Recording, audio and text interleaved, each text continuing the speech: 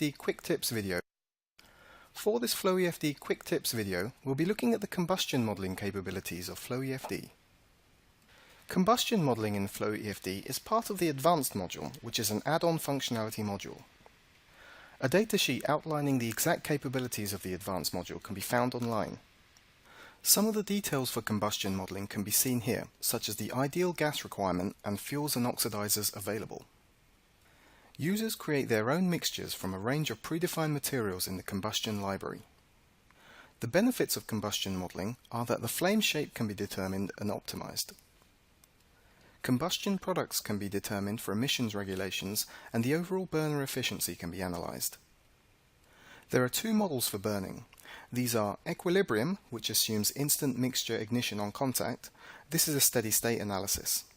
The other is limited combustion rate, in which the fuel and oxidizer are mixed and then ignited with a heat source. This is a transient simulation and the one we'll be looking at today. For this demonstration of the combustion capabilities of FloEFD, we'll be using a domestic burner ring which uses methane for fuel. There is an inner and outer ring and an additional igniter part which we'll cover later. This analysis will be performed in two steps: the cold mixing in steady state and the transient burning phase. The computational domain size for the mixing analysis can be seen here. The cross-section through the burner shows the gas inlet on the left, the nozzle for generating a high-velocity jet, and the mixing chamber. Air is drawn in and mixed due to the Venturi effect. Methane is supplied at 200 pascals above atmospheric pressure. The substance concentrations option shows that this is 100% fuel from this inlet. The project fluid is a predefined methane and air combination, although other admixtures can be defined. Looking at the results of the mixing, we can see the pressure here with the higher methane supply pressure. A high velocity zone around the nozzle can be seen where the cross-section is constricted, which creates the jet for drawing in the ambient air. Finally, looking at the mass fraction of fuel, we can see the mixing pattern and the resultant volatile mixture at the ring outlet.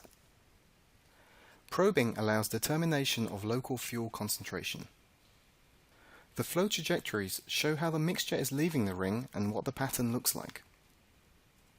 The whole purpose of this steady-state mixing analysis is to determine the flow rate of the mixture leaving the ring outlets and what the average fuel concentration is.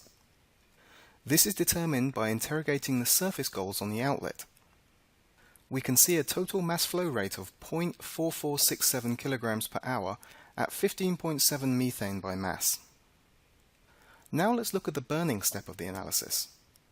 This time we are running the model as a transient, and we have the time-dependent option enabled in general settings along with gravity. The inlet mass flow boundary condition is taken from the previous simulation.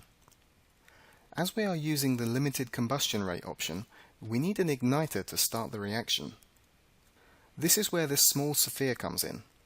A volume source with a high temperature is defined to be on between 0.5 and 0.6 seconds. This is enough time to ignite the mixture. During the actual solver execution, we can preview flow parameters to ensure sensible results. Here we're looking at the burner from two perspectives showing temperature. The initial heat source in the center can be seen and the flame propagating outwards from this transiently.